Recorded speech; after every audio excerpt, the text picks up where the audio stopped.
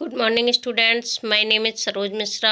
आज हम क्लास 5 की हिंदी का चैप्टर 5 रीड करने वाले हैं। 4 चैप्टर आप लोगों ने यूटी 1 में पहले ही रीड कर लिए हैं, तो अब हम चैप्टर 5 रीड करने जा रहे हैं। ये पेज नंबर 41 है, तो आप लोग भी पेज नंबर 41 ओपन करें और इस चैप्टर को रीड करें। और आपको बता दें, यहाँ जो कठिन शब्द आया है उस कठिन शब्द के नीचे मैंने अंडरलाइन कर दिया है। उस कठिन शब्द को आपको कॉपी में नोट करना है, तो इसकी पिच मैंने आपको दे देंगे। उसे देखकर आप अपनी कॉपी पर वर्क कंप्लीट कर लें और वो वर्क चेक हो जाएगा आपका।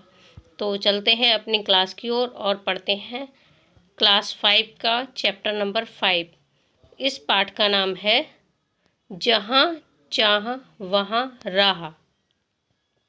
तो इस बात का मतलब होता है स्टूडेंट कि जो व्यक्ति जितना अधिक संघर्ष और परिश्रम करता है, जहाँ चाह होती है, परिश्रम करता है, वहाँ राह का मतलब रास्ता, वहाँ पर रास्ता खुद ही निकल आती है। तो चलते हैं क्लास की ओर, पढ़ते हैं अपना चैप्टर। क्या इस चैप्टर में दिया गया है। मलमली धोती का बादामी रंग खिल उठा था। किनारों पर कसूती के टाँकों से पिरोई हुई बेल थी।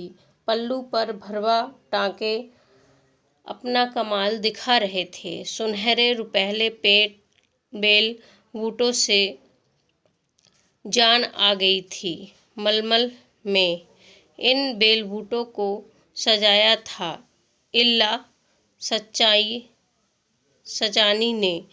इल्ला की हिम्मत की अनूठी मिसाल है ये कढ़ाई के नमूने। तो स्टूडेंट्स, इस चैप्टर में ये इल्ला नाम की एक लड़की है। उस लड़की ने इस धोती पर कढ़ाई की है, तो ये इसका अर्थ यहाँ निकल कर आ रहा है। तो उसकी जो कढ़ाई की गई है वो एक अनूठी मिसाल, मतलब बहुत ही सुंदर तरीके से उसने उस नमूने को कढ़ाई के द्वारा दिखाया है। अब चलते हैं, देखते हैं आगे और क्या दिया है।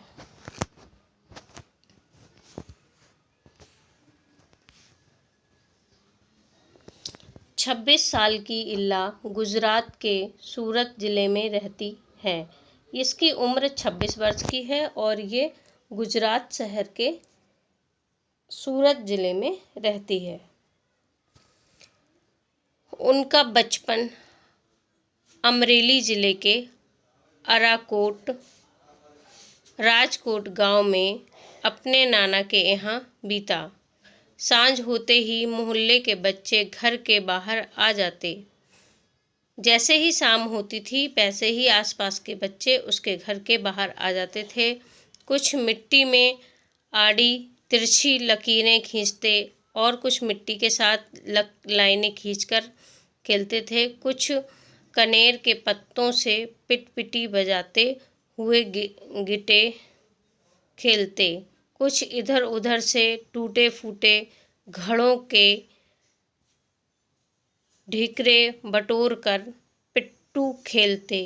जब इन खेलों से मन भर जाता तो पेड़ की टहनियों पर झूला डालकर ऊंची ऊंची पैंग लेते और ऊंचे स्वर में एक साथ गाते। कच्चे नीम की निमोरी सावन जल्दी आइयो रे। इस तरह का बच्चे खेल खेलते थे और गाना गाते थे। इल्ला गाने में तो उनका साथ देती, पर उनके साथ पैंग नहीं ले पाती।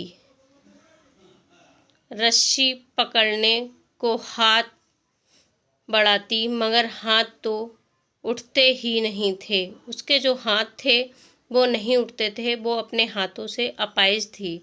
वह चुपचाप एक किनारे बैठ जाती, मन ही मन सोचती, मैं भी ऐसा कुछ क्यों नहीं कर पाती हूँ। बच्चे भी चाहते कि इल्ला किसी न किसी तरह से उसके साथ खेल सके। कभी कभार वह पकड़म पकड़ाई और विष अमृत के खेल में शामिल हो जाती, साथियों के साथ जमकर दौड़ती, मगर जब थप्पा करने की बारी आती तो फिर निराश हो जाती। हाथ ही नहीं उठते तो थप्पा कैसे देगी। वह बहुत कोशिश करती पर उसके हाथों ने तो जैसे उसका साथ न देने की ठान रखी हो। इल्ला ने अपने हाथों की इस जिद को एक चुनौती माना। उसने वह सब अपने पैरों से करना सीखा जो हम हाथों से करते हैं। दाल भात खाना, दूसरों के बाल बनाना, फर्श बुहारना, कपड़े धोना, तरकारी काटना, यहाँ तक कि तख्ती पर लिखना भी। उसने एक स्कूल में दाखिला ले लिया। दाखिला मिलने में भी उसे परेशानी हुई। कहीं तो उसकी सुरक्षा को लेकर चिंता थी, कहीं उसके काम करने की गति को लेकर। किसी काम को तो वह इतनी फुर्ती से कर लेती कि देखने वाले दंग रह जाते, पर किसी किसी काम में थोड़ी बहुत परेशानी आ जाती थी। वह परेशानियों के आगे घुटने टेकने वाली नहीं थी। परेशानियां चलती थीं, फिर भी वह अपने घुटने नहीं टेकती थी और उस काम को प्रयास करती रहती थी और पूरा करती थी। उसने 10वीं कक्षा तक पढ़ाई की। वह 10वीं की परीक्षा पास नहीं कर पाई।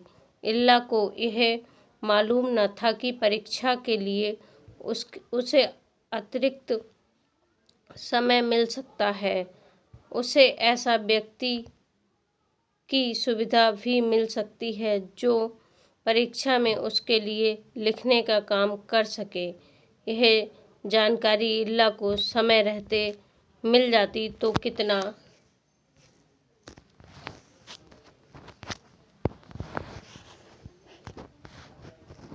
अच्छा रहता।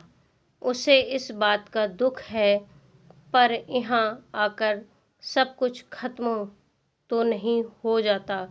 मतलब वह हाई स्कूल तक पढ़ी और परीक्षा में पास नहीं हो पाई, तो उसे यहाँ पर ये नहीं पता था कि ऐसा भी कुछ है जो उसकी जगह बैठकर उसका पेपर लिख सकता है। इस बात की जानकारी उसको समय रहते नहीं मिल पाई, तो इस चीज़ का उसे बहुत पछतावा हुआ। इसका अर्थ निकल कर ये आता है।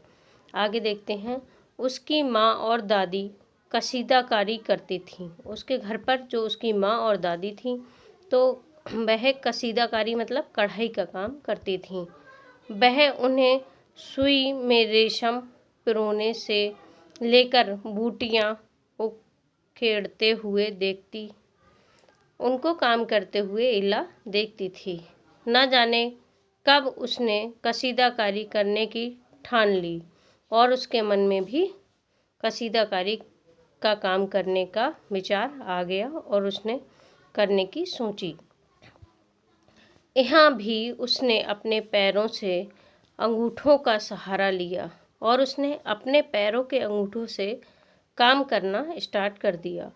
दोनों अंगूठों के बीच सुई थाम कर कच्चा रेशम पिरोना कोई आसान काम नहीं था, और जो पैरों के अंगूठों से रेशम को पिरोती थी वो बहुत कठिन काम था। पर कहते हैं ना, जहाँ चाह वहाँ राह। क्योंकि उसका मन था ना चाहने का, तो उसने उसी तरह से रास्ता भी निकाल लिया। उसके विश्वास और धैर्य ने कुदरत को भी झुठला दिया, और उसका दृढ़ जो विश्वास था उसने अडिग रही और अपने लक्ष्य को पाने के लिए आगे बढ़ती रही। 15-16 साल की होते होते इल्ला काठियावाड़ी कसीदाकारी में माहिर हो चुकी थी और 15 वर्ष की उम्र में वह ये काम अच्छे से सीख चुकी थी।